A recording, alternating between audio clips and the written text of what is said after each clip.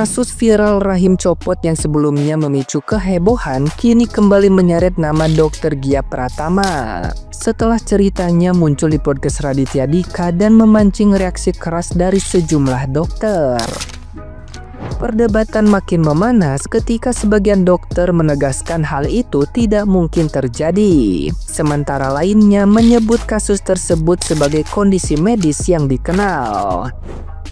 Deretan komentar nyinyir, sindiran terbuka, hingga utas panjang di media sosial membuat kontroversi ini menjalar ke berbagai media sosial. Meski begitu, Dr. Gia tetap tampil tenang, menegaskan bahwa ia baik-baik saja dan tidak ingin terlibat konflik. Bahkan menerima klarifikasi serta permintaan maaf dari rekan sejawat yang sebelumnya mengkritik keras dirinya.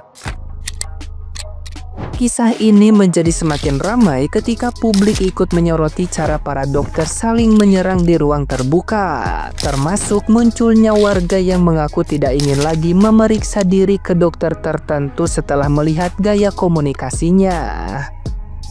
Di tengah hiruk-pikuk tersebut, Dr. Gia justru memilih merangkul, mengajak kolaborasi, dan berharap perdebatan yang tidak perlu bisa dihentikan. Bagi dirinya, memberikan edukasi kesehatan yang menenangkan jauh lebih penting daripada memperpanjang kegaduhan di media sosial. Nah, gimana nih menurut netizen yang terhormat? Silahkan berkomentar ya. Guys, kalian pasti udah tahu kan berita viral yang baru-baru ini muncul di TikTok yang dimana rahim seorang ibu lepas dari perutnya pada saat dia ingin melahirkan anaknya. Sumpah, itu aja gua udah denger shock. Dan ada lagi satu berita viral nih yang bikin gua shock. Masalahnya ada seorang ibu, putingnya copot. Aduh. Dari informasi yang gua dapat ya, katanya kenapa puting ibu ini bisa copot karena dia ingin memompa asinya yang akan diberikan kepada bayinya, guys. Tapi sumpah anjir, itu bisa lepas gimana? Itu nggak bisa disambung lagi dong. Aduh, ada aja gebrakannya. Kalau kalian gimana guys? Komen kalian. Aduh, gua sih nggak kuat ya. Guys, kalian udah lihat belum pernyataan dokter ini tentang rahim copot? Nah, menurut dia hampir nggak mungkin katanya rahim copot, dan dia juga udah ngejelasin tentang rahim di videonya, kalian bisa lihat sendiri. Dan dia juga bilang katanya dia nggak tahu itu beneran rahim copot apa gimana, dia juga belum nyari tahu. Tapi dari pernyataannya dokter tadi itu nggak tahu kebenaran tentang rahim ini copot bener atau enggak. Tapi menurut aku kan dia tuh sesama dokter, bisa aja dong dia tuh nge-DM dokter Gia nanyain ini tuh kebenarannya bener apa enggak rahim copot, atau nanyain ke sesama dokter gitu. Barangkali ada dokter yang tahu tentang kronologi ini gitu, karena kan pasti kronologi ini tuh pasti nyebar dong di kalangan dokter. Pada tahu kasus ini nggak, rahim copot?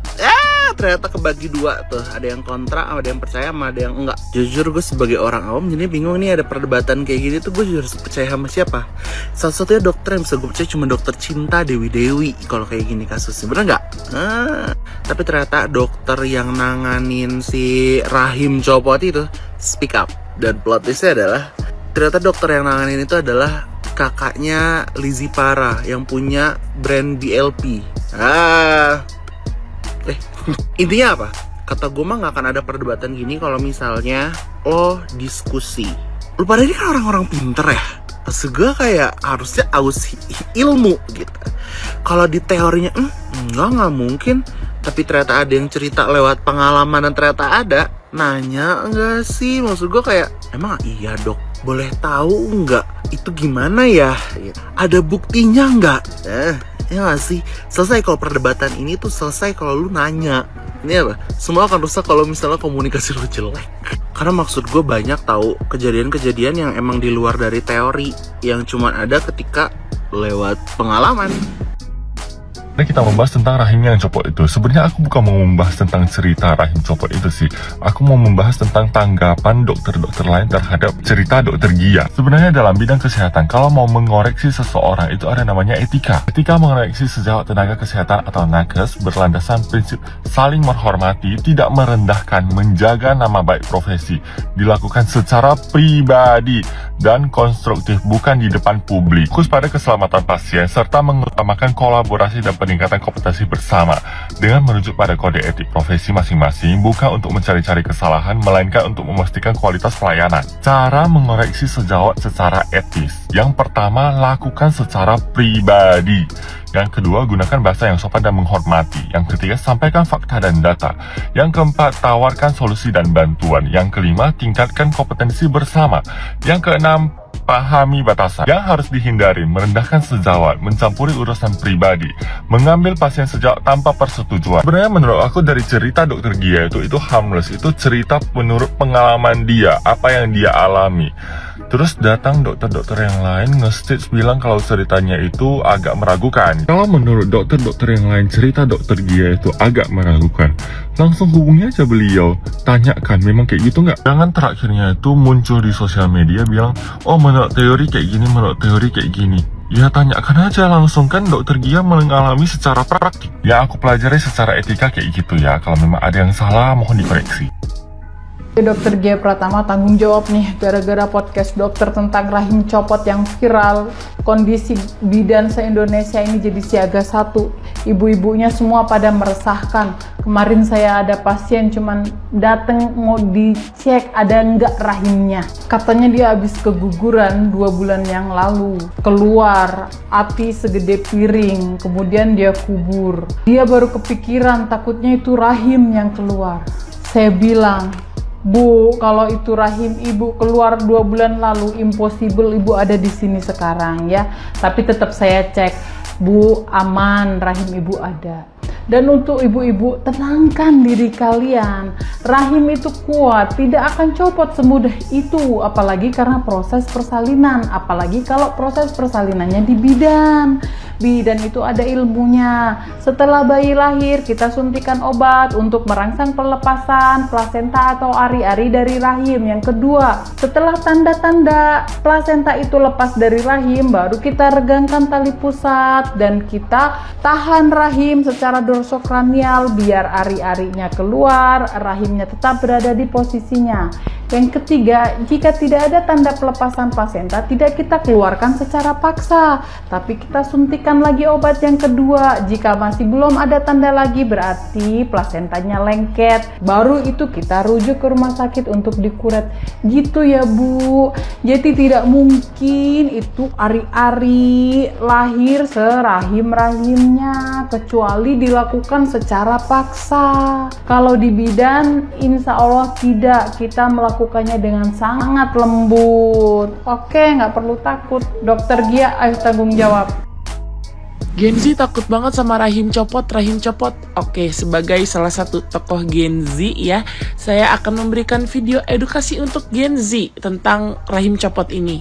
Kebetulan saya baru masuk blok Obgyn di kampus dan tadi sempat dibahas sama dosen saya. Jadi kalau saya ada salah-salah kata tolong dikoreksi karena masih belajar. Jadi fenomena rahim copot ini disebutnya dengan inversio uteri, di mana rahim kita turun masuk ke rongga vagina terus keluar dari vagina. Apakah fenomena ini mudah gitu, gampang terjadi? Enggak, karena sebenarnya uterus kita nih ada struktur penyangganya. Jadi dijagain lah gitu, disangga gitu. Strukturnya tuh ada ligamen, ada fascia, ada otot. Ibaratnya kalau mau dibayangin itu tuh kayak tali-tali yang menarik si rahimnya, jadi biar kesimpan di situ, jadi kayak ketarik gitu ya. Nah, buat sampai terjadi inversio uteri atau rahim copot, itu tuh semua talinya tuh harus putus. Dan itu tuh nggak mudah gitu ya, nggak gampang. Terus kenapa itu bisa terjadi kalau misalkan ada penyangganya? Nah, kalau dari kasus yang beredar sekarang di media sosial, itu tuh gara-gara penanganan setelah melahirkannya tidak tepat. Mungkin dia ini pengen narik plasentanya cepet-cepet, sedangkan plasenta ini biasanya masih nempel sama dinding rahim. Jadi biasanya tuh ditunggu copot dulu baru dikeluarin plasentanya. Mungkin sama Paraji ini dia ditarik di tali pusatnya, sedangkan plasentanya masih nempel di dinding rahim, jadi dinding rahimnya ikut ke bawah. Apakah berbahaya? Tentu saja berbahaya. Itu kalau misalkan copot, pembuluh darahnya pada nganga kan, pada kebuka tuh ya. Jadilah pendarahan besar. Dan biasanya kalau terjadi pendarahan masif, pendarahan besar kayak gitu, itu hitungan menit kita udah lewat sebenarnya. Terus kalau gitu kenapa bisa ada pasien yang bawa rahim dikresek ke IGD? Balik lagi, kita sebagai tenaga medis juga ditanamkan untuk selalu percaya pada keajaiban dari Yang Maha Kuasa.